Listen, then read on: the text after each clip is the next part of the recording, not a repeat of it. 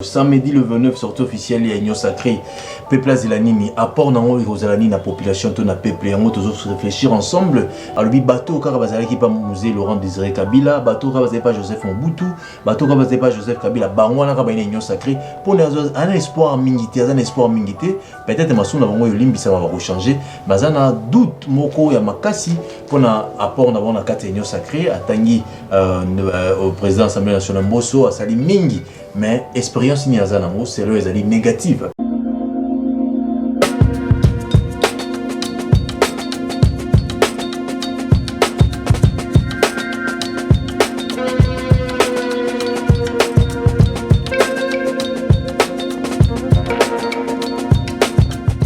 Mon télévision et c'est encore qui vous allez belé n'habitant de week-end na bino vous allez kolanda pe kota l'émission na bino bomoko na ekolo Ligue des Champions.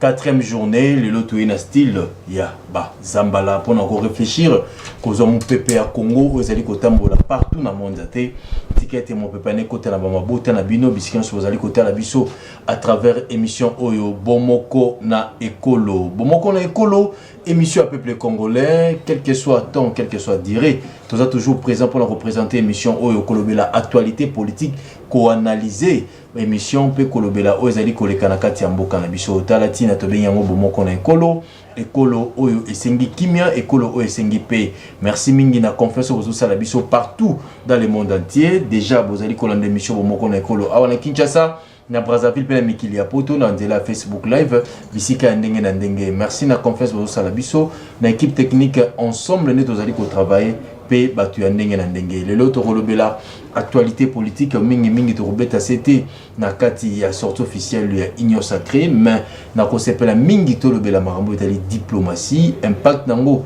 na kati ya mboka na biso na première partie parce que na expert ya relation internationale na plateau na biso to kolobela ba accord na ba traité et puis to kolobela Union Sotali sécurité pe processus électoral na kati ya mboka na biso au Congo webi bien telelo ezali porte ouverte on a seni oyo population tout public bazali ko kota pour ko tuna mituna na oitali seni par rapport au processus électoral TV zalingonga ozala yo moko ozala mibale to ko bande émission pour ko réfléchir pour na mboka na biso zala na makanisi zala na bwania na lisanga de to kotonga mboka au Congo esengi pe esengi kimia na pesi merci na bande kono so azali na sima ya machine pe na sima caméra avant to bande émission na biso le temps bande comme la biso na plateau na pesi mbote mingi na ba congolais bazali kota la biso libanda ya mboka na Turquie mapata alemba luntadila depuis Turquie na Istanbul azali kota la biso to pesi mbote mingi mapata alemba luntadila depuis Turquie to pesi mbote to bosanité honorable Omana Bitika Pascal il passe aussi à la forte mobilisation par rapport il y a rencontre il y a samedi sortie officielle il y a Union Sacrée pour la charte na bango honorable Omana Bitika Pascal il est passé à la mobilisation vice-ministre il y a plan par rapport il y a pour mobiliser bateau belé pour soutenir vision un chef de l'État Tala Tina honorable Omana Bitika Pascal ayamba qui ba communicateur il y a Union Sacrée pour la kolakisa bango vision nini oyo chef de l'État a pesi bango pour batambusa ministère wana azalaki na Thierry Mosene po nande comme susu basolaki makambo etalaki communication Union Sacrée surtout ayebisaki bango vision nini bazana ngo pour la ministère ya plan tala honorable Omana Bitika porte ezali ouvert azali koyamba batu nyonso surtout pour la kochamba boko na musala o etali na ministère ya plan bisope a to pesio mbote mingi honorable Omana Bitika Pascal vice-ministre à plan tobo sanité na Kasavubu batie télévision bazali kolanda émission obo moko na ekolo émission de débat politique na lingala boutique d'habillement Moonlight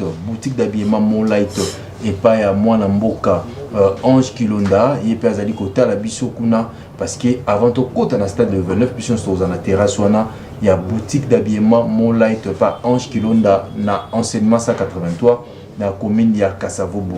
Merci na bande konos bazali en direct bazali kota la biso to pese mbote na Elimo Guicho na Dipro Gabin et puis na Merveille Katumba oyo azali na réalisation. En attendant tous allez mon mboka Cédric Ndombe azali moko ya dynamique lobby ya Congo azali bon bazali non aligné bazali kopesa makanisi na o non azali koleka na kati ya mboka na biso talatina ya komeli biso déjà tokokabola makanisi na ye avant bande komisiwa comme na biso na plateau mbote mwana mboka Cédric Ndombe. Mbote papa Bon Samba, mbote na ba Congolais au bazui libaku ya kolanda biso na ngonga yeye. Mbote na bato nyonso bazan dans l'ombre pour la production de cette émission extraordinaire. Mention spéciale à papa Gabin, le directeur de programme. Na ndeko na ngai Merveille Katumba, na papa Eli Mogisho, et puis na papa Claude Diandono, na musala nyonso baza kosala pour na bomoko ezala capté 5 sur 5 et pas ya ba Congolais. Merci. Cédric Ndombe na to solo là. Nous allons quinoa. Est-ce qu'il y a le lot une minute avant tout côté dans la sujet du jour na biso sujet particulier nous allons ngo ba peuple comme vous allez côté là. Ya liboso oyebi lingomba ya banon na lignée dynamique lobby ya Congo apportaka toujours soutien en excellence Guylaine Mboumbouinza, directeur de cabinet du chef de l'État, l'oiseau rare, un homme très humble, très discret, un leader katangé au service de la nation congolaise. De deux, Nazo co-interpellé kaka directeur général et office de route. Tozala Kibongo na quartier Tchad, où ezali na commune à Mongafula, na sima université ya Kinshasa. Papa ya office de route aya kocha panneau na makambo itali travaux d'entretien et puis d'assainissement ya route Tchad, Lembaimbu, Njilikilambu et Kangisa Bongo parti wana ezali enclavé na Matete et puis na reste ya Kinshasa. À notre grande surprise, d'abord ba panneau wana o eza ko correspondre tena misala normalement fa salema parce que misala o balobi entretien et aménagement ya route. On suppose que déjà nzela basala. Mais yende kowana aye na tracteur et boukinzela sans pour autant à créer canalisation d'eau. Lelo na bambula makase eza kobeta na mois d'avril, ba mapango bato ebele et komi kokende bongo na quartier Tchad. Quartier Tchad eza quartier moko où ils ont plus de 60 000 habitants. Bana babola bazwa bambongo na bango na pasi po basomba mapango na bango. Mais lelo grâce ya musala ya papa ya office de route directeur général a komi koya kokoma lokola auteur ya ba pasi ya ba congolais auteur de malheur ya bana Tchad. Yango wana toza ko mettre en garde ayeba bongo ko justifier musolo o abimisaki na libenga l'état aya ko silisa misala ya bana Tchad pour bana Tchad ba pesa confiance et pas ya mokonza mboka oaza kokamba biso. Tokolemba yote papa ya office de route tina ngonga oyo ko kabiso tina ngonga oyo okoya otonga nzela na ba norme internationale parce que ndoko bon na 21e siècle nanu tomona te ba tonga nzela sans caniveau ya mai. Non tomona te nzela o bazo tonga tracteur ye buki sans pour autant qu'on ait la mesure secondaire ou qu'on garantir protection ya ba mapanga bato. Encore une fois qu'on a la kamikaze à chef de l'État, moi na bato à construire déjà bilan naé, ou ba congolais baza ko apprécier à mi mandat. Donc ça là fort, ou ya ko seli sa musala wana, sinon te to ko sa la yo pétition pour ba longola yo ne baza ko longola la ninga na mususu. Très bien. Cédric Ndombe message leki, mais tout le belamboka na biso Congo, c'est dit que au botami a okoli awa. Na nyonso yo tang université na Kinshasa, aussi lycée, école primaire, secondaire. Qu'est-ce qui bloque le développement dans le Mboka na biso? Tout ça est fort rebellé, tout ça est licencié le colabino, tout ça est docteur, tout ça est professeur. Mais comme si depuis 1960, comment ils allaient décolleter? Ni blocaka développement Mboka au Congo. Oyebi développement, ils allaient processus intégral, ils allaient processus global. Au Congo, depuis l'accession à la République démocratique du Congo, la souveraineté internationale, au Babeni Bongo indépendance, plusieurs politiques sociales, économiques, culturelles, elles allaient développer sans pour autant qu'associer la population oyo à Bengami Bongo à s'impliquer pour le développement. Parce que ce qui est dans la théorie de développement, c'est l'homme qui est au centre du développement. Et on ne peut pas parler de l'homme qui est au centre du développement sans pour autant les associer dans le projet qui les implique. Nengue Saint-Augustin, Abana Koloba Mingi Mingi, Dieu qui nous a créés sans nous ne peut jamais nous sauver sans nous. yango omoni dynamique lobi ya Congo na motuna otuni to mituna kape ba motuna wana totali mais Congo mboke tonda nkita Congo oyo tango tozwi indépendance ezalaki état moderne na économie moko boye appréciable na niveau international na économie moko boye comparable na ba pays ebele oyo toyebi lelo Canada, Corée du Sud, bandeko na biso ba chinois ont dépassé même l'Afrique du Sud. Mais ce qui ont tali ba différentes politiques ozalaki développées na différents gouvernements oyo balekaki na mboka na biso mingi bachaki intérêt égoïste liboso ya kotala lobby nini tokotikela bana na biso. On avait hérité un pays avec des industries extractives, avec des industries de transformation. Bisonde bakoko na biso oto ba papa na biso bayangela kimboka liboso na biso bangonde falaki ba pérenniser ba valeur wana kasi goy ekotaki na ba congolais d'une part et non implication ya population congolaise na processus wana développement yango nozomona ba projet belé et salamaki et bandaki ko refléter aspiration profonde ya ba congolais te ndembotama ya dynamique lobby ya Congo totally couche sociale où ezali majoritaire na Congo ezali bongo babola mais quel est le projet où ezalaki bongo développé na ba gouvernement na biso où bandaki ko encadrer na aspiration ya babola mingi okomona na ba gouvernement batangaka ba programme kitoko ba français kitoko ba komba ba projet changeaka projet des canals projet objectif 1980 projet 5 chantiers, révolution de la modernité, projet d'urgence, Chile Gelou, et belé zoya lelo. Mais au fait, du fait que la population azali bongo à société, du fait que la projet de la population de la société. Ce qui population de la société, mais tout le monde a déjà développement, mais biso pe dynamique lobby à Congo to botamate. Biso to botami na paradigme sika. Le kuta o esalamaki mingi na classe politique na biso.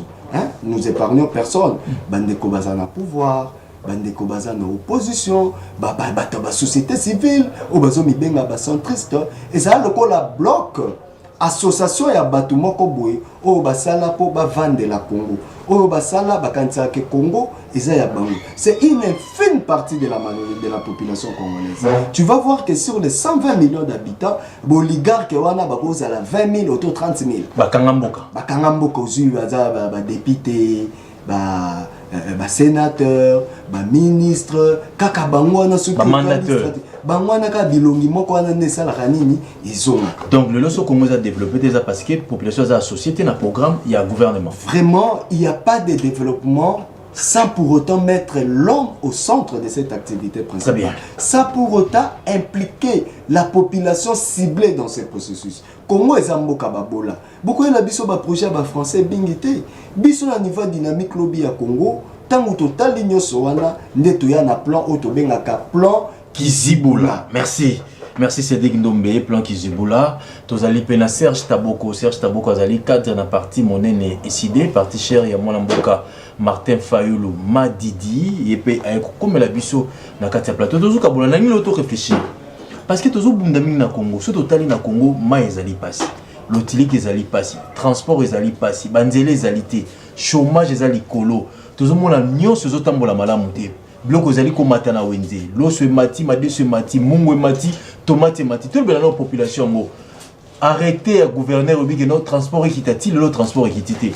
Mais les gens qui ont na plateau, Serge Taboko. Ni ne sait que Congo est à la développer, ni ne bloque à développement au Congo. Est-ce qu'ils allaient bailler politique? Est-ce qu'ils allaient bateau diriger biso? Est-ce qu'ils allaient biso moko population? Tous à la conscienté, bateau to votaka, bazali ko diriger biso malamuté, ni ne ont bloqué développement à RDC 63 ans après l'indépendance. Serge Taboko. Merci d'abord de Cobron pour l'invitation. Lubina nous merci Panzambe grâce na ende to zwami lisusu na makasi pe na makoki ya kolobana etando na yo na profiter par la même occasion pour na constater ko débattre pe bandeko bazoni na ngambo na masini po ete na nzela na bango nde bayimboka bakolanda biso pe mokolo esika azali kopermettre débat moko républicain esalemaka po eke mboka na biso ekenda liboso.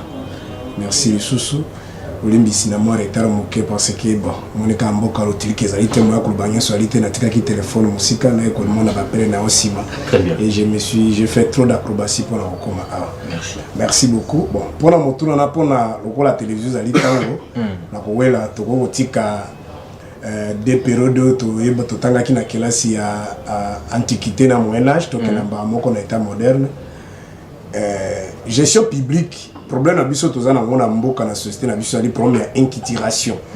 Inculturation ni koloba nini tango bato bazalaki na likanisi ya kokamba ba mboka to kopesa ba réponse na ba besoins sociaux ya bato ça dit bato ba interrorisaka d'abord kati na bango eloko nini senge to sala po mboka biso kenda liboso makokini tozali nango nini tuzangi ni tukoko sala. Alors nde na moyen na 21e siècle donc bato baki kozwa likanisi à partir déjà ba 17e 16e 18e siècle bato azoki likanisi ya kosala bazo benga l'état po amona keke na ba période na oti ko éviter wana période d'antiquité zaki la benga la jungle c'est-à-dire les plus forts bande ko dominer bo bazali les plus faibles alors to yekoleka ba moyen âge bato baso organiser ki à travers ba mpina ba royaume o bazaki ba plus fort bande ko boto la ba espace bato mosusu et un groupe moko bato onde ko benga oligarchie c'est-à-dire bango bazali ka na ba droit il n'avait pas de devoir. Prince to roi ko kufa lelo bazuena ba kufi bazu bato baza vivant ba tiena c'est tout ça donc alors lolenge wana to ekoya na o bato benga période ya lumière bato baki na au niveau occident ici quand important qui démocratie ba mona que système ya démocratie zali le système le mieux les ali plus meilleur mais le mieux par rapport au système sous parce que la démocratie dans beaucoup c'est ko bakaka égalité à bato na kati ya société c'est à dire motale kamoninga te biso tuto za ndenge moko lelo ko kamba lo musupa ko kamba mais na kati ya ko kamba il faut ko interroger bazo benga culture politique c'est à dire inculturation par exemple comme on a lokola ezana ba société belé na Europe. Ça dit pour ça la constitution, bato bazwa ki obenga kaleji se coutumier sano ya bato. Par exemple, pas na biso na pese exemple. Baluba par exemple, ceux qui mona linga bala, il faut bala musique. Il faut bala vierge, bala vierge. Nde alobazio ngo batina mibeko mboka. Et pas na biso ba yibakate, otina mibeko mboka. Ça dit ça ba valeur ezala kanaba. Les se coutume. Siko tango ko tanga na mibeko, moi mota mona ngo passe ezate passe que pas na biso déjà mona balaka. Ce qui ba basi ba dévier, yé moko déjà moralement, culturellement sur le plan anthropologique et sociologique et historique et psychologique aza déjà frappé ayebi ke ndenge basi ba baby singa boy ngana kubala na ngate donc aza komi batela po atosa mi mesano to bizaleli ya culture na bango c'est ce qui fait que ba loi tango zo na kati ya bato ezo déranger bango te ils trouvent ça normal. Malheureusement pour na kaya biso to importer démocratie to importer na ba loi to importer na bakambo bato basala ki na bango to ena ngo to kokisa un exemple terre à terre rapidement pour mona nos exemple kaka na makambo no bia ko bala awa o mona pas na bango par exemple abi ke non pas muta ko moto azali na mayele ya kokamba na kati ya bato il faut au moins 18 ans alors ba moni ke même elenge moi si pas bala 18 ans ba ti yango mibeko na bango mais na pratique boye okomona ba jeune fille ba 16 ans bazo azala copain ana copine na ye et pas na bango kuna omona pe papa moni mona na moi sabi et c'est que ça qu'on peut ati pe bango ba vandi ba côté pe la chambre et donc c'est normal mais pas na culture bango to kande pas na biso soki mona azata musu ba 14 à 15 ans omona mobali makango na ye na ndako ekoleka te na culture na biso alors tozui ezali to saini to memiango tolobe pa na biso pe mwana akobala kaka 18 ans alors tala mama na likambo tozana ngo ndozo mona ba 15 ans ba 14 ans otabe ba koko na biso ba balaka na ba 13 ans ba 12 ans donc bato bazo respecter yango te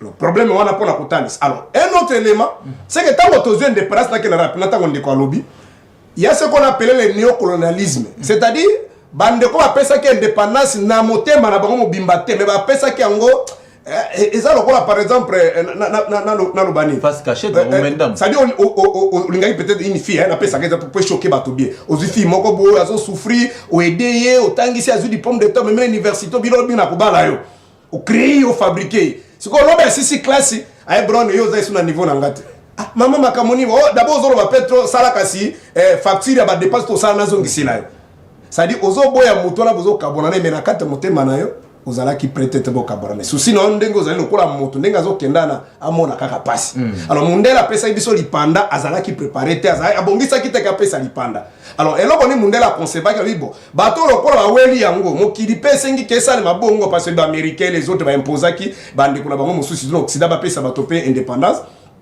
Alors bah ça le système de néocolonialisme c'est-à-dire tokei mais totiki ba mindele na peau blanche pardon ba mindele na peau noire c'est-à-dire au moins mutazana zali na mutu mwindo yo kaisi kaza mutu mwindo congolais nzoka ne mundele azo sala pour l'intérêt bato ba kei nde problème tozana ngo yango en Afrique c'est-à-dire bah mutasa sala te pour l'intérêt na yi ça pour l'intérêt et pour l'intérêt la population na ya zu pouvoir yango moni me ba coup d'état esalemaki c'est-à-dire soki ba tie wana ba moni ko zanya munyang ba sali coup d'état ba zumu to musu ba tie c'est mutango répondre ba besoin na bango alors depuis la monarchie anglaise babazaki na théorie moko bazali ko ba évoquer ki yango c'est-à-dire so lingo diriger mutu ko lukate mutu na za mayele il faut mutu moko za faible intellectuellement pose na capacité ko sani ya manipuler nde ba lingaki ke bato ba ko diriger na Afrique après l'indépendance bazala bato na mutu pena mayele za mingité bazala pe bato bazui légitimité te pas population parce que ceux qui m'ont vu légitimité dans le corps bali moi ça lingio de to beka femme légitime alors si comme monta outi na peuple était akosala makambo peuple atinda qui était akosala makambo bato basunga ki akoma wana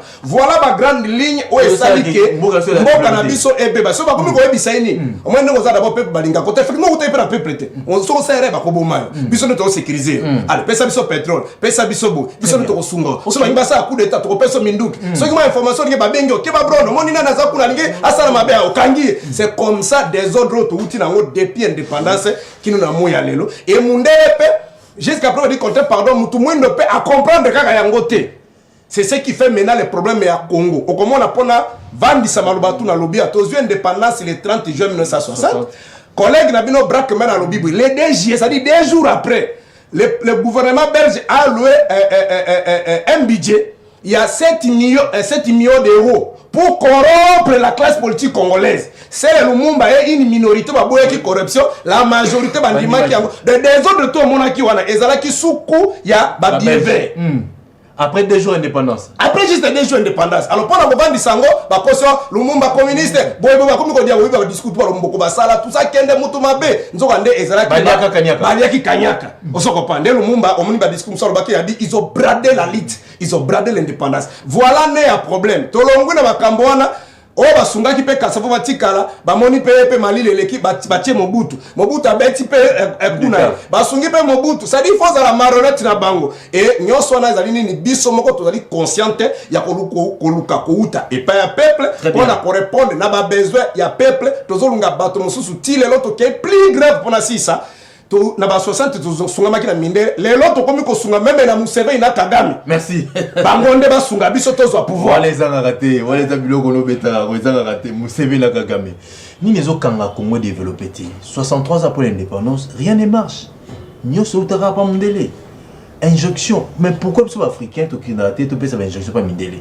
tout ça devient là-bas nyoso zo utakuna bazo la biso boyezali boy mais tous na bakamaeli ba Sadik Ndombe batangi ba université minene na Congo ba pasteur Serge batangi na ba campus mais tous na ba docteur tous na ba professeur mais comment ils ont développé té au comment la mutazo pesa cours à l'université ba tient na gouvernement maile on ekei au comment la mutazo donneur de leçons à côté na kata gouvernement ni ne sala ki Congo kenda liboso té Sadik Ndombe depuis 1990 depuis Mobutu sala discours on a il y a pluralisme à parti politique et bota mebele ti lelo est-ce que vous avez opium de la population, le parti politique de Botame Belé, et même ni Namboka na biso parce que nous sommes comme politicien.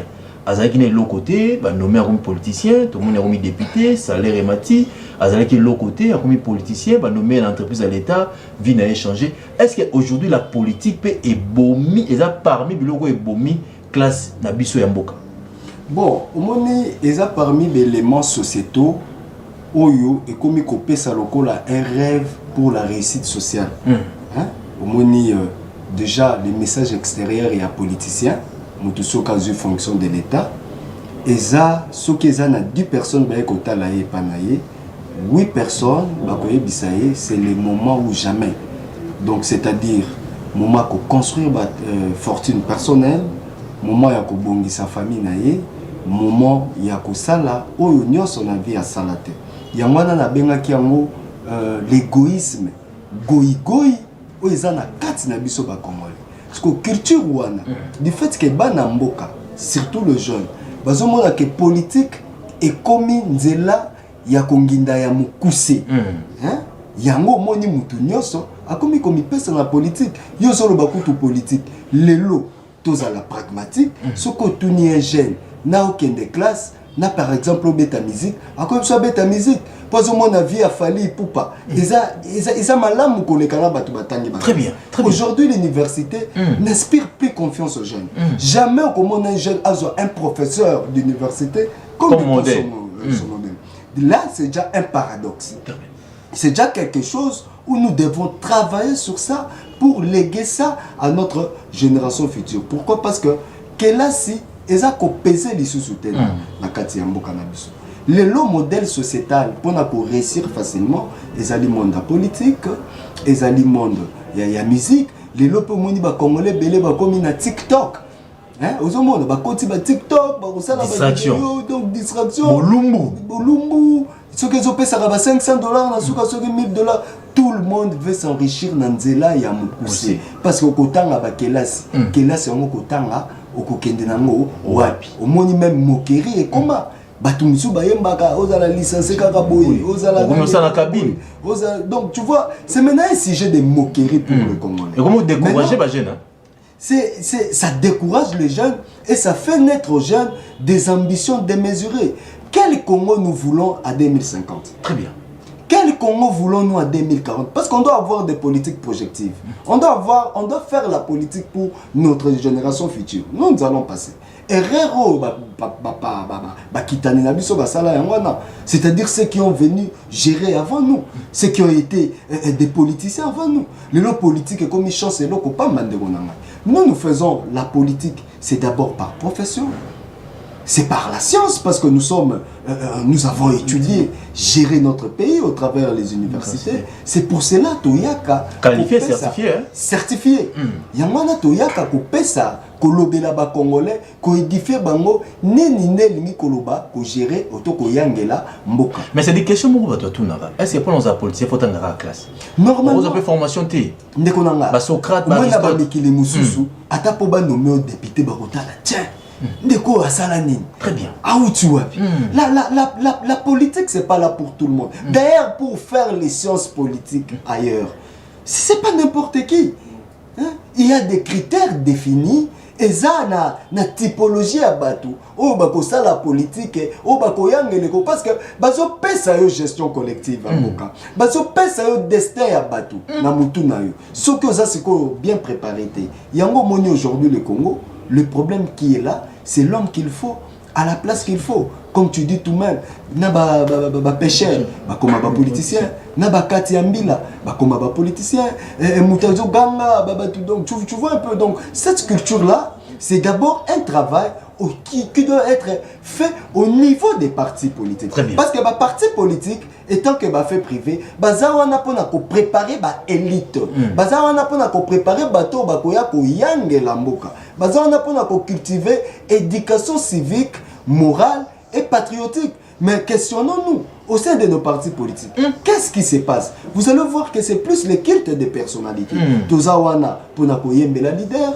Tozawana makambu o leader à lobby yangwana ko salema tozawana pona ko accompagner bango na ba futilité na bango une fois que bazana ngwende nde ba ko joba biso yangwana moni dynamique lobby ya Congo banon aligné du fait que nous ne sommes pas convaincus la différence politique aux gens comme ko salema du fait que la politique congolaise a été le pion du peuple. Les politiques congolais ont tout fait pour ravir les destins communautaires, les destins de toute une génération. C'est pour ça que nous sommes dit non, voilà, nous-mêmes nous devons bisobana ba maman mapa, bisobana ba maman matembele, bisobana ba maman menuisier, bana ba maman tombola, bana ba maman mabongo, bana ba soda, bref, bana ba catégorie sociale défavorisée dans Kinshasa, na Congo plutôt. Tolobi que non, ce pays nous appartient. D'ailleurs, tous ces belés, qu'on les canabans de quoi fayoulou, qu'on les canabans de quoi pouvoir, qu'on les canabans de quoi soki abanani, nous sommes très nombreux que on doit faire une politique originale pour refléter les aspirations profondes de ces peuples. Les Kamboupé Moussous quand même, na biso niveau yabanon aligné. Mais na ba question tozo linga toyeba en 2040 à 2050 quel sera le prototype d'un Congolais. Mais lelo quand même na ko féliciter Mokonzi Mboka papa Tshisekedi Félix. Pourquoi? Parce que na souci wana komona Congolais 2050 atali. Qu'est-ce qui faisait à ce que nous puissions pas avoir des Congolais par exemple alphabètes? Article moka constitution bande ko chômer article 46 à bombardant. Gratuité de l'enseignement. Gratuité de l'enseignement. Et que ça, là, quand même, que si, na horizon 2040, bah, Congolais, tout comme au moins à niveau à primaire. Parce que le problème, bah, Congolais, on a trop d'analphabètes. Du fait que, biso, bah, Congolais, bah, politico, bah, les cas, bah, soit qu'ils soient à côté, ils sont bisotés. Conséquence, c'est ça, tout ça, merci, na bango. Très bien. Nous sommes à l'air solde. C'est dénommé. Bon, moi, qu'on est écolo, émission pédagogique, émission instruction. Ah, faut ça, na bongo, na moutou, on a réfléchi. Ogi c'est dingue dans la litanie il y a politique ya mboka na biso. Serge Taboko début 1990 Tilelo 2023 33 ans discours Mobutu Aloba au pluralisme côté na kati ya mboka na biso ba parti politique le botami ebele apport nini ba parti politique le memi na population tout na peuple.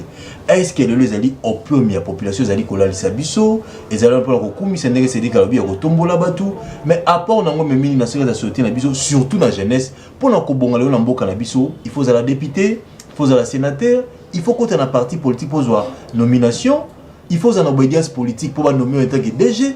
Est-ce que le lot politique et memi changement na mboka na biso te memi chaos expérience ni ozana. Merci beaucoup.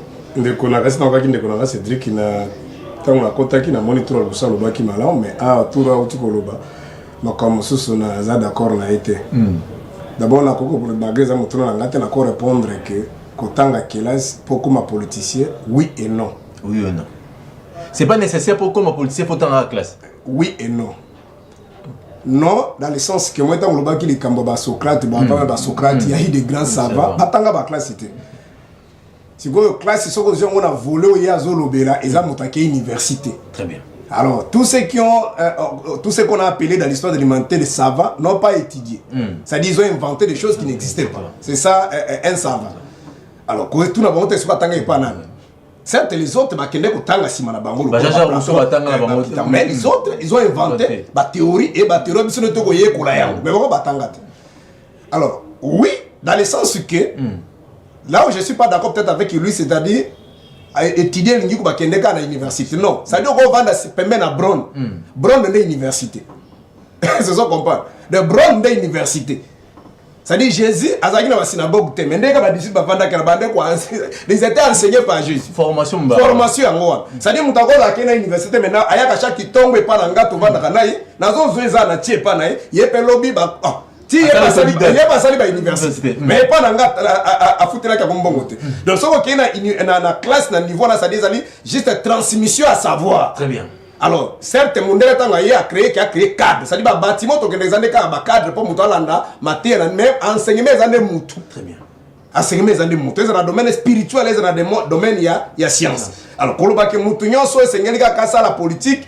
Et c'est à l'université, mon soeur a une expérience. Il y a papa naïe, nenga monaka, nenga yokaka, peut à cultiver ma cambo belé et sungi. Mais à cause un peu formé d'une manière à une autre. Très bien. Nengue, la politique na mukiri depuis l'histoire humanité, mais ils ont compris comment résoudre les problèmes de la société. Parce que la politique, c'est là de régler des conflits, de gérer la cité. Batala qui tokosala ndenge na likambo tokosala ndenge nini nde basali yango ba théorie ba règle tika kebiso tokomisigo tokomi kotanga yango. Alors, eloko mosusu na sepele ki na wana to kamwe pena makanisme mabe penda na été mais eloko naza d'accord na été ya kolobake bango bazali ba non aligné bazali plus nombreux koleka bato ya Fayulu plus nombreux koleka bato ya Félix non ndikotika ozoba ba congolais congolais so alanda ko ebiki ozaka simande ko Félix tala ndenge eloko tu ko bakisa mabe a olobitala ndenge a respecter constitution article 200 pardon 40 ouais makambo ya nini ya gratuité enseignement. Vous allez monter mail et vous t'abonnez tant de votre koloba. Non, et donc ma camarade koloba des allez qu'on confirme pour notre koloba. Enseignement nous battre que monter à côté na auditoire mokobo. Enseignement nous ba moutou.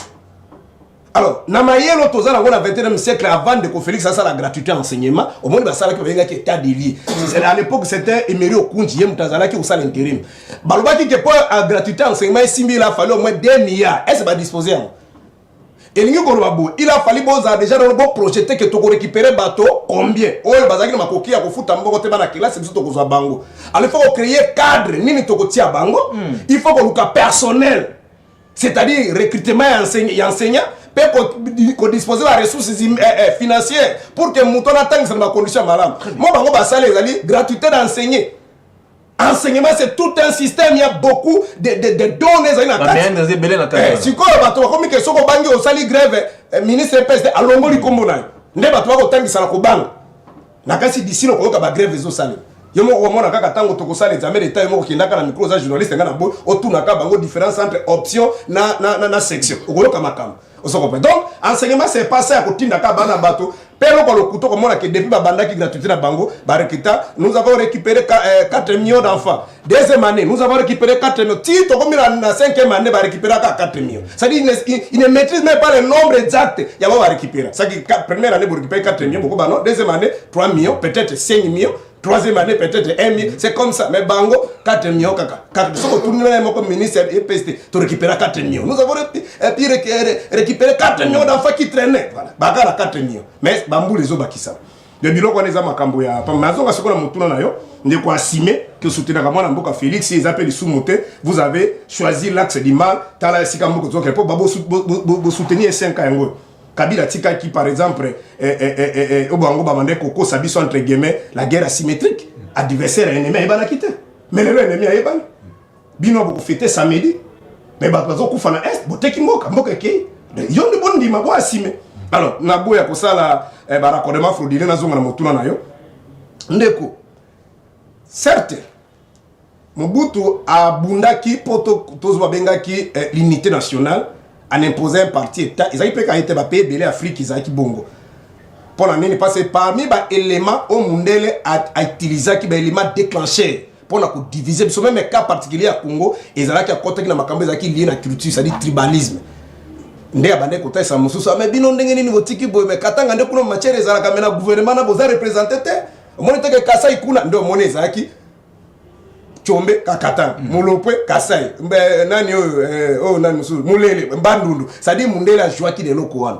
obino ba kongo de bunda ke bele awa d'abord la majorité za ki ne ba musuba ka ko ya lumumba kuta kilo bilo bien na 58 ndenge ni yao comme premier ministre parce que loi fondamentale bazaki nango c'est le premier ministre qui devrait coordonner diriger même le chef de l'état nous avons importé la constitution belge en Belgique ils sont dans un système parlementaire c'est le premier ministre qui dirige le ndenge président de la République Kassavou Balongo le premier ministre c'était une faute il était posé comme un roi le roi ne peut pas démettre un premier ministre donc le premier ministre est démis par le parlement donc yango moni blackman avec ezaki na makambo même ndela utiliser qui fibre wana ya tribalisme alors pour la vendre sa unité nationale ndé na ba payer belé mundele a imposer qui parce qu'un autre élément ba congolais bandeko bazolanda biso surtout bilingue bazali bana mike oui ba que depuis histoire de l'humanité ba société belé ezala fondée ndenge nini parce que une société ou soit une nation ezali ensemble ya bato ou bazali ici dans ancêtre commun bazali ko partager ma valeur commune c'est-à-dire culturelle ainsi de suite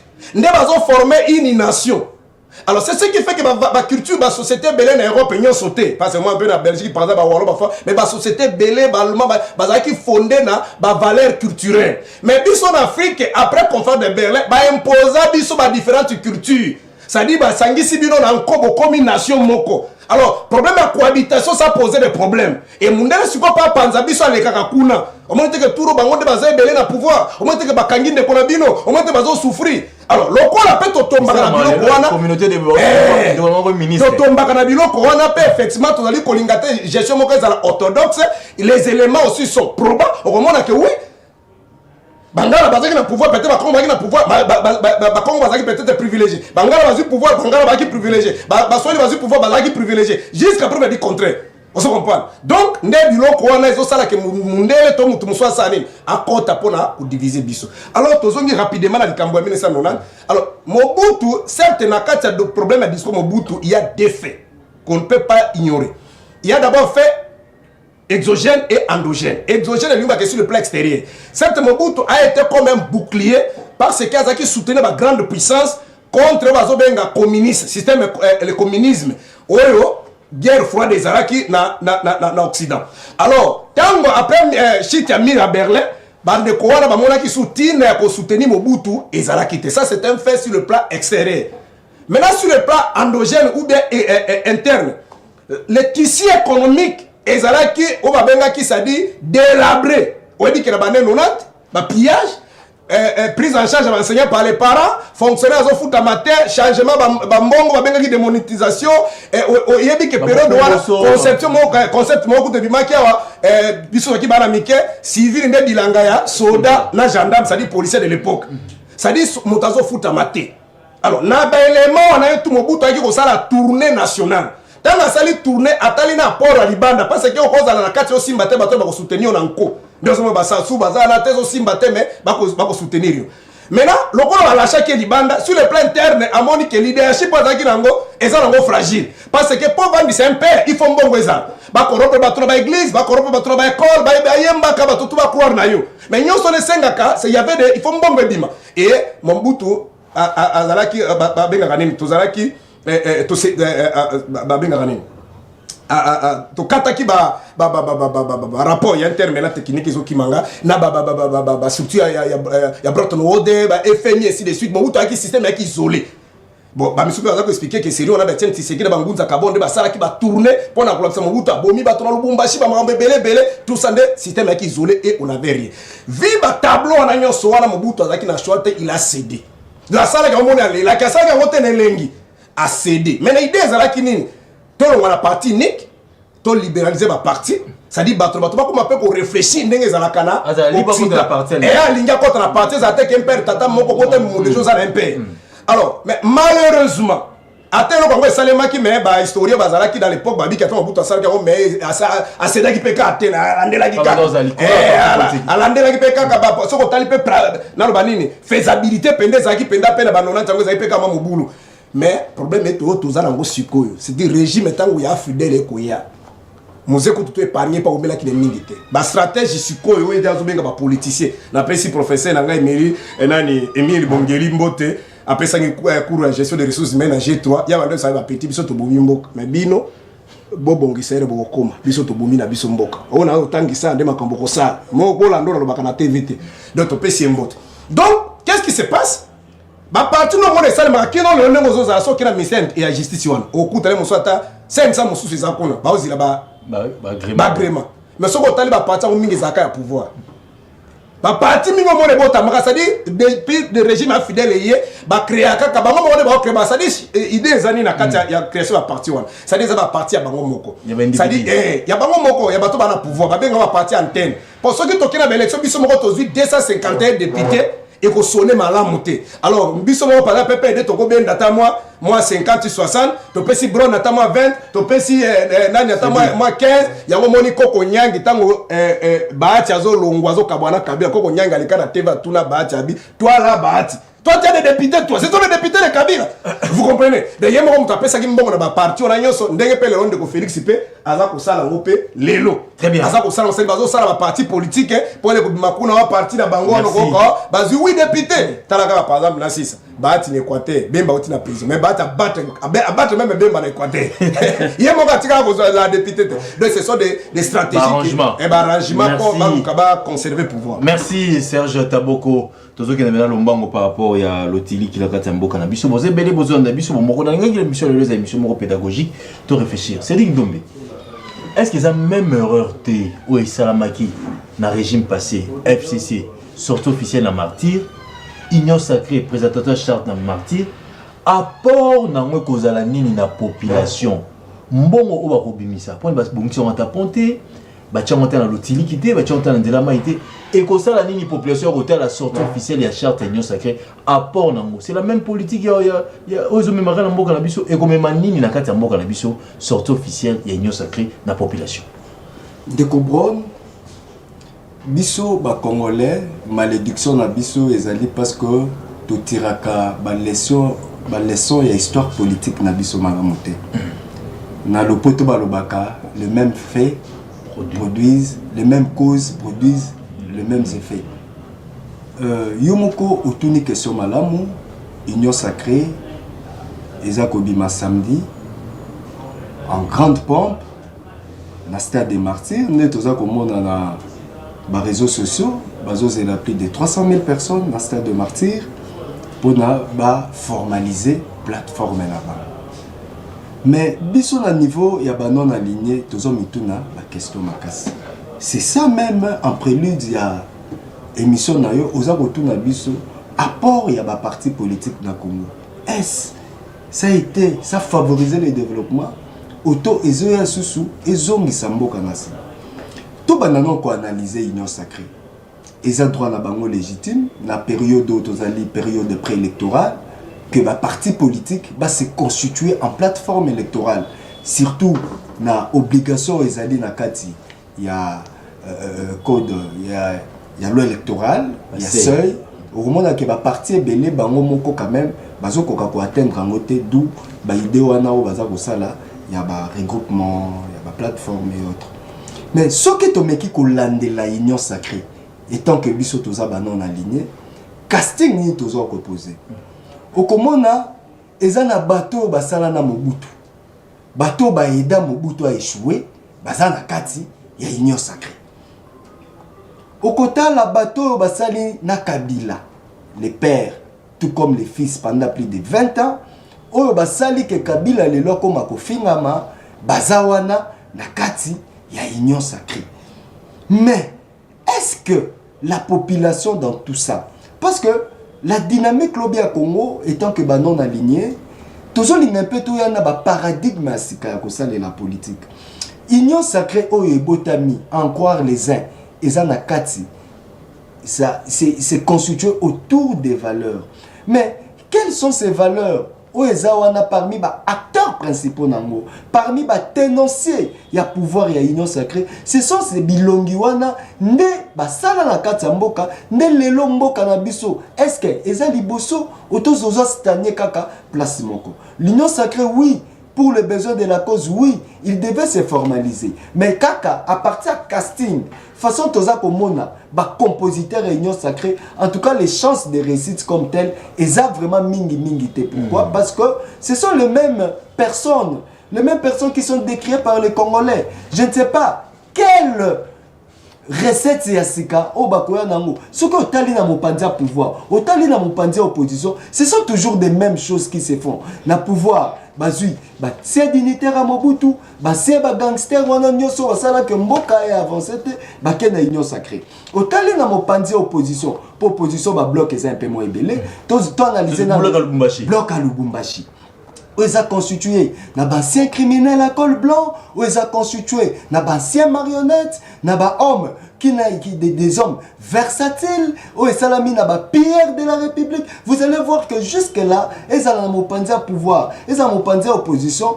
Recette non mokona ni malonga ya ba congolais et monani na noté. Mais comme baza ba période électorale, ba ebiti ani bazo sanga. Union sacrée basangani waneza pour ba renfler élection. To yebi pour basa la politique na bango malamu, baza na posa majorité na parlement, baza na posa victoire na présidence, baza na posa ba contrôler toutes les institutions en Mboka. Na mopandi pe abande ko Lubumbashi. To yebi ba perte ya ba vitesse, ya ba leader mususu. Ba manque de santé financière, il y a un leader Moussousou, ne moni bazo kenda ko salaka, ba alliance contre nature. Tu vas voir par exemple au sein de l'union sacrée, IDPS, idéologie na bango, bazalaka mingi na ba idéologie libérale. Bazabata social démocratie. Au moment où bazo kuta na ba parti mususu ya ba communiste na kati o ba idéologie na ngoza bongo ba parti mususu idéologie donc meli melo na kati kuna. Donc il y a du meli melo idéologie zati dans le système politique congolais. Il y a un mariage contre nature. O eza pour ba besoin ba positionnement ya ngozomona bazo sanga na biso. Biso ba non aligné toza kotala bango na musika. Espoir à peuple zawanate. En tout cas jusque là na casting et salami bato baeda papa Mobutu a échoué na mandat na ye bato baeda Kabila a finga maka chaque jour bango wana nde bakomi et pas yande ko Tshisekedi. Nous qu'est-ce qu'on attendait de M. Tshisekedi, nous les non alignés? On attendait qu'il puisse bousculer et booster quand même une nouvelle classe politique. Ces nouvelles classes politiques, ce seraient les classes politiques de ces gens-là qui n'ont pas de mains sales. On m'a beaucoup na bango ezana na makilate. Tu vas avoir l'expérience, papa Mbo sur bazan expérience, basi lokwe ba avoir l'expérience, ba Vital Kamé ba l'expérience, ba Jean-Pierre Bemba ba l'expérience. Mais cette expérience, est-ce que l'expérience il y a ba Boucher bazan expérience, ba Chokitoun ba l'expérience.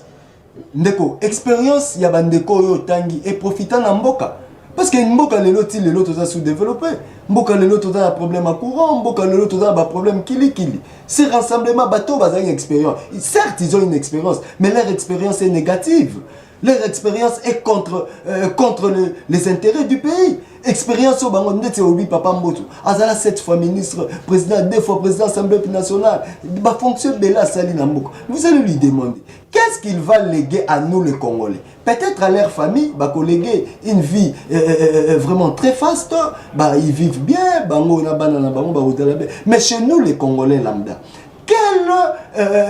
par exemple leçon à Malunga auto ko tirer na bango œuvre nini bazako posé pour na lelo mboke kende liboso alors dynamique lobby à Congo déjà non événement pour na biso eza événement pour na bango mais tout la bango na musika c'est la fin qui justifie les moyens tolingi que awa bande kwa Mobutu baye pa pembe na Tshisekedi awa bande kwa Kabila baye kozinga Tshisekedi bon na éviter peut-être cause à la blanchisserie auto cause à la purgatoire Masum na bango ekolimbisama peut-être bakolinga Congo. On leur accorde les bénéfices de notre doute. Mais au stade actuel, on ne peut jamais dire que c'est une plateforme qui promet une nouvelle recette aux Congolais. Encore moins aussi à l'opposition. Otoke komona kelelo ndeko azolo banasi akobo ya nango bloc, mais quand même aza très heureux parce que sinon bakabem sutoza nango bakofutela la caution électorale, bakofutela selon l'indiscrétion de Toyoki, ne bakina Lubumbashi et ça l'a ndekotabo konda azabo bakofutela la caution bakofutela ozomona ndekona mususu ya isida zo sombi bilamba sikawa mukina donc bilamba sikeye moi financement donc tu vois un peu la versatilité qui est dans notre classe politique congolaise. C'est pour cela biso bana babola non aligné tout ça kutana bango na musika. On a compris que na makambo ne ezokende solution d'abord l'opposition solution eza sous-souté parce que so taliba maboke nyonso ezoleka na opposition ezolakisa ke Congo alobi ateza na opposition mabe kozalaka totali na cadre ya pouvoir toza komona ba mala ba mélange ozo sangisa ndunda na mbika bozui mafuta mbila bochango kota bilamba pembe donc on ne comprend plus rien en mboka. Très bien. Recette à Malamu Congolais, Bozana Bino précédé, Bozana prêt. Merci. La dynamique lobby à Congo et la fédération de vos souffrances. Nous sommes là pour refléter ce que vous pensez de votre pays. Merci. Nous sommes là et nous vous aiderons. Torozalara Pembeni na Bino, Nebozoti na Biso, Tolobela Bino, to éduquer ba Congolais. Serge Taboko. Sensibiliser ba Congolais, Tokosala ngo. Timboka Oyo Ekobonga. Timboka Oyo Ekobonga. Toujours analyser l'actualité politique. Samedi le 29, sortie officielle, il y a Union Sacrée.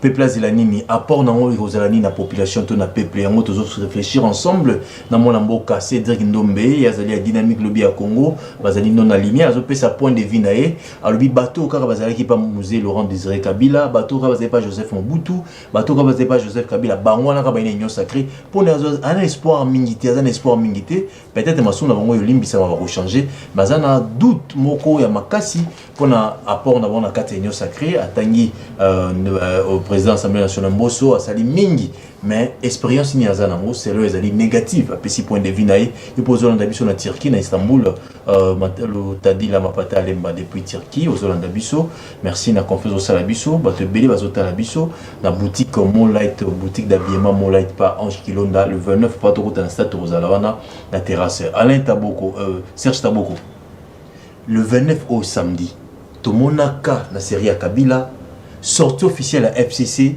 et ça rama à stade de Marty baga est belé mais la souka chada razuté tout le monde appelle le 29 awa sortie officielle de Salama il y a Union Sacrée va présenter charte na bango dans tout ça va politicien va sangani intérêt ni la population et zawana et puis population zota na musika bino décidé bo sali bloc Martin Fayulu Matata Pogno Moïse Katumbi Délice Sanga bloco bosali intérêt peuple zanini na katuana est-ce que ça un avancement ya mboka na biso toujours que mboka na biso ka sima Serge Taboko 3 minutes tout ticket la télévision. Merci Navi Ndeko Cédric Azungo Ngabele. Bon ndeko bandaki neko ba moi bien mais na suka BBC tous en respect na ba compatriotes bazolanda biso certes politique na mboka na biso ba ibi kizali COP au Bajene Baol Kambongo, mais moi qui vous voyez ici, je suis un serviteur de Dieu. Je vais lever l'option de se battre pour mon pays. Ce n'est pas lié à l'argent. Même le président de Nazo dans le micro, à part peut-être qu'on y a un affaire na fa de ne toquer réunion dans notre cas vous êtes 100 fois na été on y a un boumate c'est qui la Zoloba donc il y a des gens qui nous suivent on va biso to ça bino bo lu kambo biso to ça c'est pour la vie et la mort donc kozwa ba kambo ninga ba 28 alors sur la zone on a président Fayou avant ba kende na Genève bazala qui montre moto tous les candidats la kasi bazay baleka na TV Holanda qui habite aux informations qui bana besoin ceux que poursuivre sangani avant ba ko éliminer candidat alors to sengi montre moto alinga mongi akoza candidat asala nini a déposer candidature est-ce que vous savez on a payé ça fallu $100,000 pour déposer candidature ezaki katumbi Monique, ça c'est une distraction. C'est Oloba. Et en dehors de ça, tant que vous avez masolo bakatum peut-être tant que vous avez beti masolo en 2006, mais Fayulu ils ont monté beti masolo ya mbongo depuis l'année 80. Ça là, atangia wakakate akekutanga na France, atangi na Amerika, sali na ba société, oza crédible à diriger Mindele, Exxon Mobil, à celle pays africain. Nous avons dit Félix Ninga Zaliwa. Ceux qui ont battu Bazaki dans position, ils ont mindé, ils ont délégation. Ils ont fait pour la 10e minute, même les toilettes place, il y a sous des actes. Ça se comprend. Donc, tout ce qui est distraction, Azala député, Asala Makambo, Tonga Hotel, Azala Kutunano, Tonga place, Nano Kut Azala, la politique aux autres. Mais politique, Asala Ngopé, quoi assister, depuis même la salle, la conférence nationale souveraine Azala. Mais c'est mon toit Sali Misala, à cause d'Anga, moi, à Kouliate, tout ce qui est débat, terre à terre, batomel, vous allez vraiment intellectuel. Et na kaisi Hollandais même tata ponya leki na TV5 à lobby il y a pas on n'a pas formalisé un document là pour la candidature quoi. Donc nous avons juste réuni les énergies pour que tout bloquer bateau en terme ya chez moi baso kenamo mabeto zonano processus moko ezala consensuel crédible et le reste ça on verra après. Mais en gros makamba bloc on de président Fala Lobaki même avant au moment bande ko muzito batietie makamona tout ça là marche wana bato to asinga kiza société civile to kenda tout ça là tout à moment na calcé c'est na mila pro on se repasse politique azo ça la contrement na bango depuis histoire ya Congo tina moins depuis 60 kino lelo et un acteur politique mota ça la politique yemoko il y a même Lumumba il y a des alliances Kasavu il y a des alliances parce que faut attendre nga za munene boy donc c'est pas za munene c'est un produit consommable koka sateke ni Équateur moi mo za na bureau na bande mo za na bureau na est partout ko zali faut ka za na bato on peut ba ko influencer ba ko tamba ko landela ainsi de suite voilà ba débat que so akuta na motote akuta mutaza ka ye moko na bidé so ki besoin réfléchir Gabriel akuta na nzambu beza makamba politique ils ont problème ya fédération ba énergie pour que tous alla représenter partout donc voilà ça c'est un faux débat à ceux qui a kende que no Bumbashi mais les 13 mai to ya marche ko zala nani ndeko Katumbi pe koya c'est quoi voyez pas Fayulu pourtant on peut bakende ko bakende ndaka Fayulu ya Katumbi te bazaki dans un hôtel quelque part ça c'est une distraction on peut te battre campagne to Québec Katanga za ndaka Fayulu ya Katumbi te ça c'est ça ils ont débat to ba IDP si wana basi ya balabala yo za intellectuel ya haute facture il faut pas ko kenda kana ba débat wana alors c'est officiel tant na zoyo kama kamboyo mon cœur saigne motema ezali ko makilezo sopana c'est-à-dire ndeko Félix moi je m'imaginais il pouvait tout faire mais sauf ça na ibaki ke tango fe ndeko Félix azolo ba pero nanga ba kokanga bato te mto kanga moto te pa fininga bato na ibaki ke ezana ngo ba kadiocha pouvoir yeso so besoin na kati légitimité ezaka difficile pour tolérer pour supporter contradiction na ibaki ya kadiocha to ibaki ke pouvoir nenge ka connaître nanga tu ko be maki na kati ya corps politique pour éviter les bêtes de ça na ibaki ke détourner kozala yango to ko kanga na biso miso poto ibaki na biso talaka ndenge basala ki ba arrangement na bango to ibaki na biso ke lokuté kozala to ibaki na biso ke impunité kozala ba ko kanga bato Kabila te Kabila kotambola na ye to ibaki makamona to kozala biso to na biso sipite mais biloko mosusu mpe ntango toyoki barame ye tokamwe mpe te tocomprendre ezaka na kati ya logique bati les gelou projet à 100 jours en violation ya constitution chef d'état comme na programme toyebaki na biso mais je pouvais pas imaginer que moi na mboka Félix a craché si les milliers de compatriotes bazali kokufa est-ce que ko bron tozana ba congolais to tika no ba sentiment mosusu ba politique yozo mwana Jeleskin ndenga vandi wangu abengi penda batu na ye to parti na ba ki osa sortie officiel ndenga zo bundana po ba bisa biso ke tozana guerre ba biso tozana guerre siko moni na écran Jeleskin aske ko sala plateforme na stade on va ko luka deuxième mandat ce qui troisième mandat ce qui a nini ya Jeleskin est-ce que ça peut se faire et en même temps bozo senga na monde entier ba soutenir bino ke bozana guerre siko bino bozo sangisa mbongo po ke ndeko fêter bon, je pouvais même peut-être pas le politique, je pouvais même tolérer que les secrétaires généraux et les partis politiques va s'organiser. Surtout dans le moment où ils sont en guerre, ils vont s'organiser même dans le monde. Vous ne comprenez pas ce que c'est la politique. Ça, je pouvais même autoriser, encourager ça. Parce que les alliés sont en politique, ils sont en guerre, mais ils sont en élection. Il ne faut pas s'organiser. Mais je ne pouvais pas s'imaginer que le bateau le président du parti politique, le gouvernement.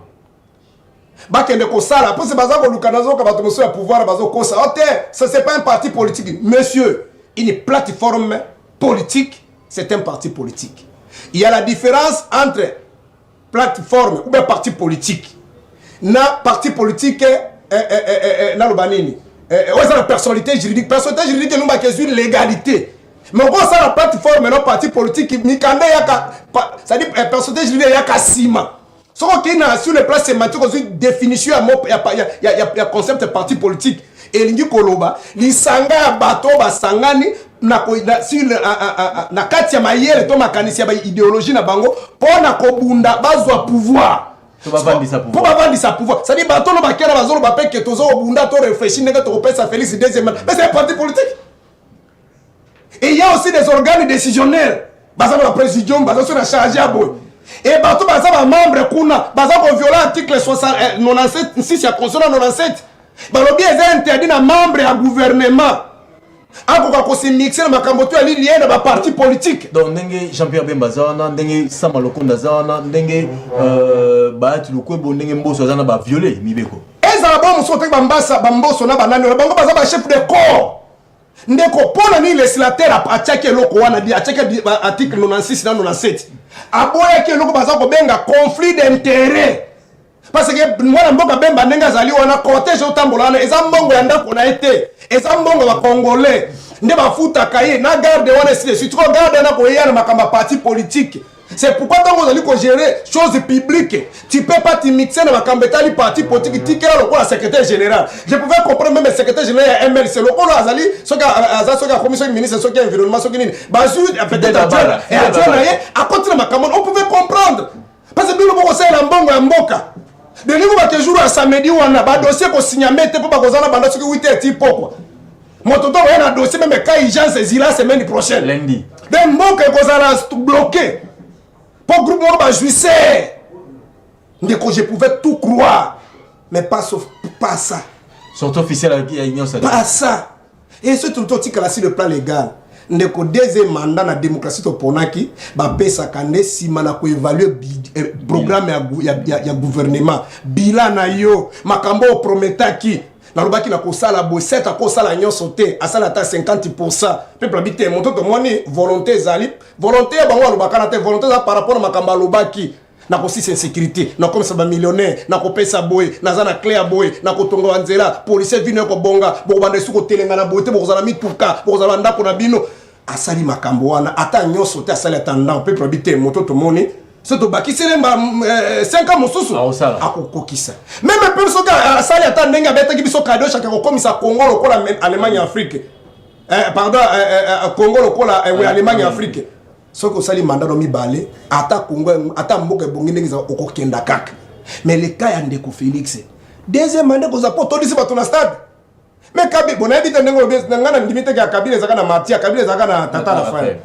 Kabila basangisa kana ba pasteur église tuna kulutu yo zokotoza oza mieux placé tuna kulutu de Niles to qui peut déjà ba mususu kuna basangisa ki tuzo 300 pasteur ndeko jeo ça dit na vandi pena ubike na leli na mbeto na zotaka de temps to ko tamba ba marche na ndeko Félix ya kokenda wala ba 5 na ba nini peuple congolais donc ndeko Félix ba rande ko rêver qu'un jour so ka zu espace à boy asala ndenge bato mobutu bande ko sala ne Kabila bande ko sala ça dit ozo mona penda asali synthèse intérêt peuple les avantage mais nazo bison de connaître aux ba boy enseignants zo futa maté ba fonctionner ba arrêter à paiement au moins les documents zo tambola gouvernement à travers ministre des finances azo ko défendre mbongo oyo ki feni aya ozo bisa bango ke budget na bino akado cha bo pompa ki mu pepe apine bo ki tisa 3 milliards on est ka kuto Kabila tikaki.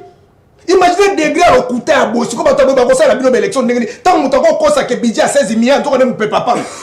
de mbongo ezali te siko mbongo ozoka ndenge Kabila en plus oko tali batongo tout baza no baza ko sala makambo ndenge toloba ka bato bakila Kabila o ba ki chaque tongo ba ndima pele pa Kabila biso na Kabila keno liwa kuluto na kutu nani ya Buyende nani oya aza de colle bele yekuta lobaka bi les jours je quitte Kabila je quitte la politique oui bakonga mais là comme kuna ndeko zali mawa monde entier siko bozo senga ke bato ba ko soutenir bino Congo ezo kenda plus de 6 millions de déplacés une partie à mboka ezo occupé ba monde entier ko mona bino bo na stade bo pesi bato ba kanyaka ba réquisitionner ba mituka ba transport pas même bato na ba mbongo ba na stade po ba la kisa na mokipo problème ezaka nini c'est pour tricher ba ko la sabato monde nga toni saka marti nde bato marti on yango bango ba ke ko voter. Très bien, merci Serge Taboko.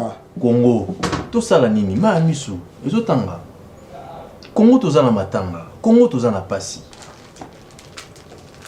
bande ko na biso ebele bazeng place à rolala les atteint soko ke na zando place à roter que atteint ma pesa ya komata ma ezalité lotiliki est-ce que le politique et aider population politique et pesimbo kana biso ke liboso to politique ezong simbo kana biso sima yango tozo kanisa na bandeko ana bomoko na ekolo bomoko tozo sanisa bato nyonso pesa makanisi na yo po Congo kenda liboso. Samedi le 29 Union Sacrée azo présenter charte na ye a bengisi population boya ebele kuna mais après nini koya na sima changement social ekokota na mboka na biso kimi ekokota na mboka na biso tozo luka ba piste de solution c'est dit ndombe oyoki ndemo na mboka lobiao dans tout ça peuple salanini Pombo cannabis bon, vraiment lelo. Na science au tangi, na expérience aux ans avec classe, na expérience aux ans en tant que moto. Tant au temps la Congo soit appelé au portion moko dirigé. Priorité les bosso et anines pour la biso congolais. Pourtant aux autres nake peuple salanine, peuple à salanine. Peuple na système politique démocratique au topona a zoa partir légitimité à pesango na classe dirigeante.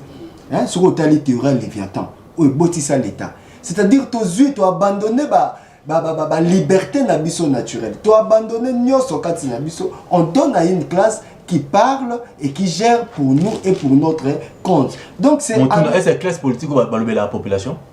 Mais ce qui ezali motuna moko ya monene, motuna wana ya monde et botissa dynamique lobby à Congo. Tout le monde dit qu'il y a un déphasage, il y a un écart entre les dirigés et les dirigeants. Il y a un écart. Faut tout le bélango. Les dirigeants ont quelque chose en opposition, dans bande la bien. Pour ça, on a l'opposition à l'élu.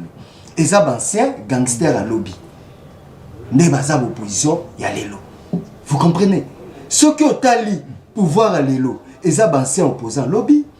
Et ça, anciens batou, oh, bazaki na pouvoir. Donc, c'est la classe politique congolaise est homogène. Kolondaka note, oh, batou opposition, Fayoulou, oh, Tshisekedi, baza batou moko. Baouti na germe moko. Baouti ne loko. D'ailleurs Kabila qui c'est Fayou et Tshisekedi sont les mêmes personnes. Eux beloko Kabila bango za Mbondo. Mbondo ba melaki, Mbondo ba lapaki, moko respecté te bakabwana. Mais ba pratique na bango vous allez voir il y a une similitude. Ce côté l'Indeko Fayou quand même en opposition, mais ils ont des connexions très avancées dans Ndeko Kabila. Aux journalistes, où il y a des révélations troublantes, où il y a que des colisanga bonganga, que ce soit que le nini, à Katina Nzela, et comme il n'y a pas de Kofayoulou, la pime le Mouzitou, lobby, ti, climat, on a ti, bah, Kabwana, boy, ti, de Kofayoulou, Mouzitou, lobaki, Fayoulou, Tchakasuma, qu'on a banni. Donc, tu vas voir qu'il y a des mariages contre nature à telle enseigne que le peuple maintenant avait exprimé son désarroi. Le désarroi va passer par les canaux Yabana Babola Otozali, non aligné. Bateau Otosimé loko l'état te. Bateau Tozalaka Pemenya Bato pouvoir te. Pemena Bato opposition te. Bateau Bazo Yande. Pour Baya na ba plan sika. Pour Baya na banzela sika. Pour Baya kozongisa. Congolais na sourire. Oh elimwa na baguerre. Oh elimwa na pasi. Oh elimwa na banzala. Oh elimwa na minyoko nyos. Donc le peuple congolais, qu'est-ce que vous allez retenir? Venez vous associer à notre lutte. Nous faisons une politique pas pour opportunisme, pas pour se faire des millions, pas pour n'attendre que Koliambouma, mais plutôt toujours ça la politique à combat. tels que nous laissés par les aïeux de ce pays. Papa Kimbangu, Mama Kimpavita, Papa Kitelekinabu, Okiti Susepa, Papa Kasavubu, Papa Tshisekedi. Donc, combat on a, oui, vous avez que peuple, à cause de le centre d'action, il y a politique. Peuple, à cause de l'associé, dans tout projet politique, des jours où on a mbongwana, il y a malam na Katsa Congo. Mais ce que tu as dit, façon, système politique na biso ezali, quel que soit nazo lobango bien, nazo pesé ba monanga, quel que soit na ngambo opposition, quel que soit na ngambo majorité, qui s'y a malam, eza komona na monana te, na ndenge lelo, tout ça kokende. Parce que, qui peut croire que, ba mon autiste, ba koza pembe ni ande ko Tshisekedi. Ou ba nyokola tata na ebongo, ou ba kanga kanga. Qui peut croire que ba kabiliste, ba koyo kozala, lelo pembe na Tshisekedi. Parce que lelo Kabila, a commis le kola, unité commune moko bepo na bango. Tshisekedi a travaillé na Namboko nani a travaillé na Kabila. Tshisekedi a travaillé na Kabila, Fayulu a travaillé na Kabila, et ba matata, ba dodo, osomona ke lobby Fayulu aboyi matata. Photo kanga matata. Lelo ba lobby ke baza na cause mort. Vous ne voyez pas que les causes spontanées. Mais ministre premier ministre kitoko sala pour matata pour nazate na mboka. Quelle versatilité. Hein? Quelle versatilité au papa Fayulu na ebité pesoki akomi na ba maladie amnésique akomi kobosa na pa ba resa propos na nani asenga ke bakanga matata quand bien même constitution zo pené pour na ba libéraliser plateforme constitution ba protagoniste mais nani yango asenga bakanga ndeko matata kobosa na tende ko matata yepe na vie na nzamba sa ka chance pa na parce que c'était miraculé oui bien ça la crash na bande ko belé bande ko ba kufa ya bika donc c'est un monsieur là qui est très miraculé. Et puis, ne comprenez pas que tu dois comprendre yété. À quelle chose à quel dribbler Fayulu tellement boya kana été. Fayulu a besoin de se faire sa santé financière. Ne connaît ni délice ça. D'ailleurs, c'était candidat député comme nous tous. Tu vois qu'on se mesurer naïe partout dans la circonscription. Tellement yépé. Cette fois-ci, on a candidat président. Nana ebisu. Baké kuna c'est l'obé indiscrétion tout de suite. De connaissons le bango la conditionnel. Moutakosa la président Judas. Ndeko Judas, pourquoi j'appelle Judas? On dit Ndeko nae propre Kabila. Alors que Ndeko Katumbi c'est un Judas. Parce que bon oiseau pour le développement Katanga à Salangote. Wane bima entre bango bakatanga. Tellement Judas, il a beaucoup d'argent. Yango moni baké ko sangana. Nena yoki. Katumbi nenga zawana acheli Fayulu mbongo. Fayulu comme premier, et Ndeko Taboko. Arosa candidat, mbongo na caution déjà ba foutelier. Mbongo na campagne déjà azui soka azui te zo bilamba sika ezoya parce que yé peut-être on a azui lo ante mais mususu to vanda rande ona mukina nzima ki déjà que azui bilamba sika moni pe a changer bilamba déjà les criminels à col blanc nani oyo l'homme miraculé de la République oyo ata bosali crash ko bika yé na oki ba ko tcha soki na présidence ya Sénat. C'est ça, on a bini saka le ministère, bataboko, ba se retrouver dans la carte, bataboko, bako binisa. Merci. Voilà, mais où est le peuple dans tout ça? Le peuple, même dans le Lubumbashi, côté ba gangster, on a basanga na mes. Le peuple n'est pas là. Bakoya ko sala nini nenga lobi, bazoya susu, bako sabana batu, les 13 mai. Merci. S'il vous plaît, les 13 mai. Obligé. Protège-moi, nous bébé. Nga, 30 secondes. Yo za pasteur mais comment qu'on développer le kuta la munoko za malamu te ozomona na zo ba mamo eza mutu ya pona ba congolais les 13 mai bakoya ko sala nini les 13 mai zoya bazo ko benga susu bana bato ba kosaka wana bazu ba 5000 bakaboli bango ba 10000 bakaboli pour ba bomisa susu ba congolais yango wana ba congolais les 13 mai ne cédez pas à manipulation politicienne botika ba Fayulu basala bitumba na bango moko parce que bango na bande ko pouvoir bazali boke moko botika bango basa makambo na bango na nene na bango nous avec au travers nos différents plans à travers feuille de route autour de bino bokoya bo joindre lutte pour la libération de ces Congolais. Proposition à Serge Taboko. Merci tout le monde ça l'a plus faveur le cola ena mais abi à 3 minutes hein. Tu n'as tellement monté. Donc on respecte maintenant air. Là c'est pays d'abord émission les alliés un peu équilibré mais à l'obika ngara kosa kana passer na kosa kana kama na kosa ko lobite na kosa kana. Par exemple, osako wanga na ke bolembu mate. O Fayulu alia kambonga mutute. Mais tangu papa lisango bonganga ke kozwa koli. Koli esala ke maboke boka bwana muzitu. Timuzito a 500 000 $, selon les... Merci. Nekwana 450 000. Timbuma wana ennemi que Muzito lelo. A combien la place là et que yepé la kanda Muzito anango a peki sibino bo chasu makolo na bandundu. Merci. Est-ce qu'on l'a dit à côté? Merci Togué. Merci beaucoup. Bon. Wana eza aujourd'hui que si vous êtes un responsable, vous en avez attention bazo landa yo ko sala ka comédie on ne c'est pas sérieux à ton niveau et à toi. Aux amutomel tant aux autres canaba plateau aux débuter ba makambo boy tu peux dire non tala nini preuve be virement mo ezala ka telle date yo yeka ko bio lisanga ngalo baki siko lisanga ngalo tanga lobi na mito tozo ba kongo to ba yebi ki akome pas Félix mais siko ndenge nini Muzito pas kosaka Tika monsieur Sili. Tika ko déranger ndeko donc ça en bongote biso tozo bunda c'est un combat crédible moi là tozo na 21e siècle tozo na monde numérique ba image nyoso ndeko fisa kena kinga 4 ezo mona neza wana mais oyo Fayulu ata moko kaka potie bino kutu mpo mutokanga bino pas ata bwana pouvoir potie kaka esile ba pouvoir. Alors OK, sèche. Donc ça c'est une distraction en plus wa komba zo na biso bebake entre guillemets, malgré nous ne sommes pas l'opposition, mais c'est aussi la logique. L'opposition ne gère pas le pays. Le peuple a tout à 5 ans, 10 ans, l'opposition a la bilan à binoté. L'opposition a la première bateau à ça qui mandant entre guillemets qui besoin qui pouvoir. L'opposition, le peuple a tout à bas. Vous promettez que Bisso Félix dès que je suis président de la République, je vais éradiquer l'insécurité. Si l'insécurité n'est pas éradiquée, je ne serai pas considéré être à l'aise, considéré comme un chef de l'État. Donc on est en promesse à l'objet. Peuple a retourné mon soutien. Donc bon, pendant Sungayo, on m'a tapé sa bison bon. Oh Kabila paie sa bison bon. Bon on a vu net autant parce que mon Kabila bon yoboy. Et ça m'embête. Bon parce que mon Kabila yoboy. Nandimi que Kabila biso, ça c'est une distraction. Donc quand on se retrouve bon on dit que ça biso passe. On va bien gagner azonga na bande de témoins va débattre terre à terre wana. Est-ce qu'il faut répondre à débat modèle wana.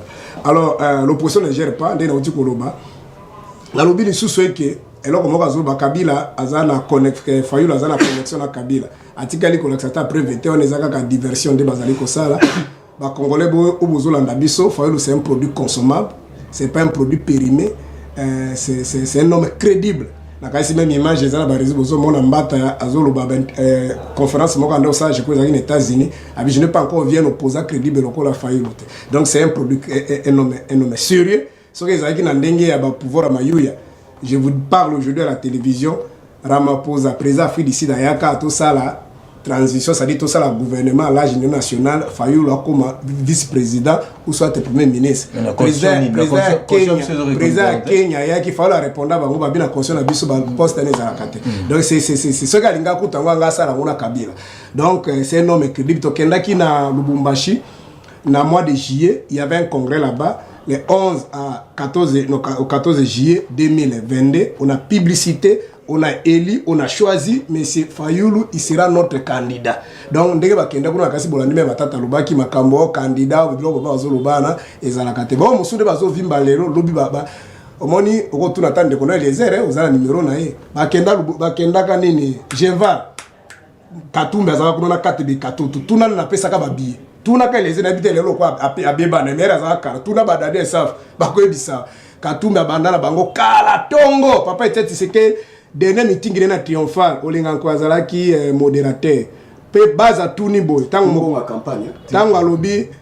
Tango zo bisa mkola bisa biso que kodio kabiliste mona pe patuni Katumba zonga na monoko a était c'est que dabi Katumba za congolais à kozonga. Le bota la image on a meeting ya suka papa était c'est que donc congolais to peselikia na bato baza crédible moi na mboka Fayulu c'est un homme crédible le 13 mai 2023 tozali na marche oyo kosalema tolakisa na mokili mobimba que tozali contre agression mboka na biso ekei na bandeko oyo bateki mboka ekei okine Kagame azolo boyo ki bato ministre affaires étrangères Kenya et asenenga lobe bango bakolongwa te bemba benga ki bango arenga ba boy bango balatina bemba te donc photo bunda mboka na biso e bimala kata makambo to ali pe ko bunda pour que tozwa seni consensuel parce que ezali eloko seni za panage bato bana pouvoir te tozwa pe une cour constitutionnelle indépendante pour que toke na mapona miambala oyo baba kozwa bazwa bango va continuer pour lire mbonga mboka balia mais ala okosa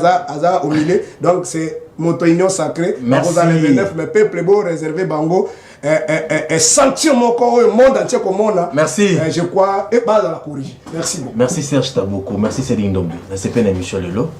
C'est pas un débat na bino, surtout une réflexion pour réfléchir pour l'emboka de de bosso, tout le béli politique, parce que chaque jour l'emboka de mara politique, la partie politique est beau mais belli, mais apport dans les années na carte société na biso pour développer en gros, tout le béli sortie officielle il y a Union Sacrée aux ala le 29, bon le béli en gros, le béli paye les 13 mètres, le béli en gros, tout ça ni pour le Congo, parce que chaque jour tout le béli insécurité va dans ko kufa mais population na biso pe awa, bazali ko zoba bango la partie politique, faut avoir prise de conscience pour être boye ba que Congo za biso nyoso, Congo za mototé, Congo za biso nyoso zali na droit de jouir na Congo parce qu'ils ali mabele na biso, tous ala éveillé, tous ala vigilant. To batela mabele na biso Congo. Merci na équipe technique Sunga Kibiso, na Jorgi Miguel, et puis na stagiaire na biso Asika.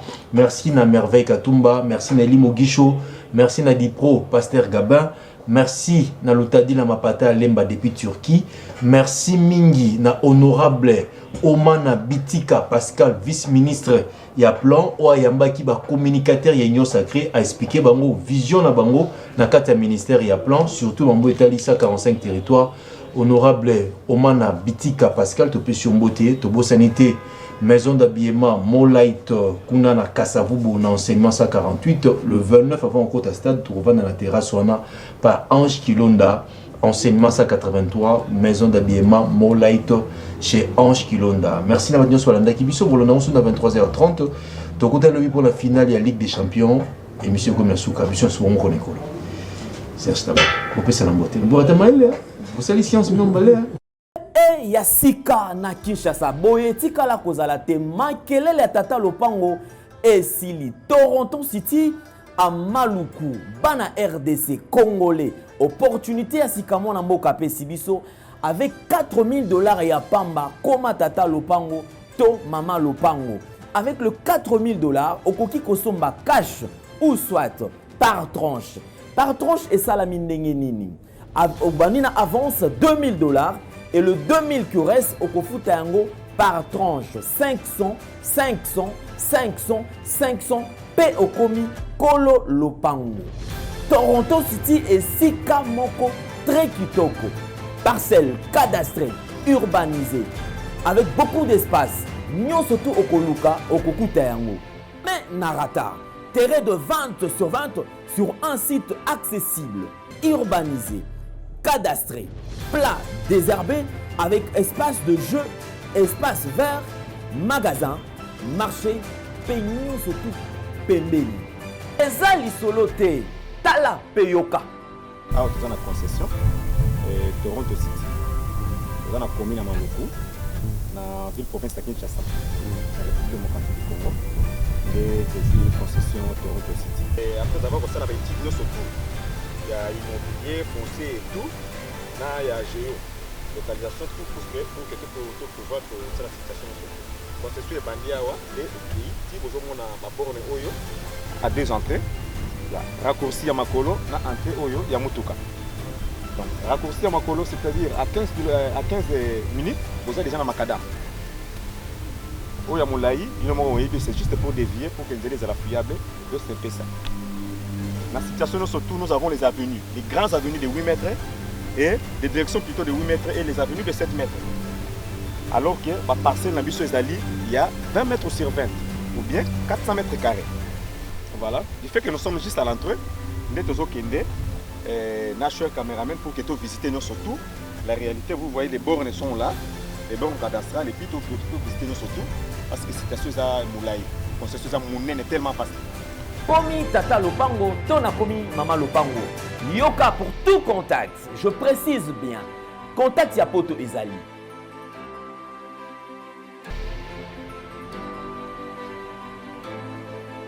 Oya Kinshasa Ezali.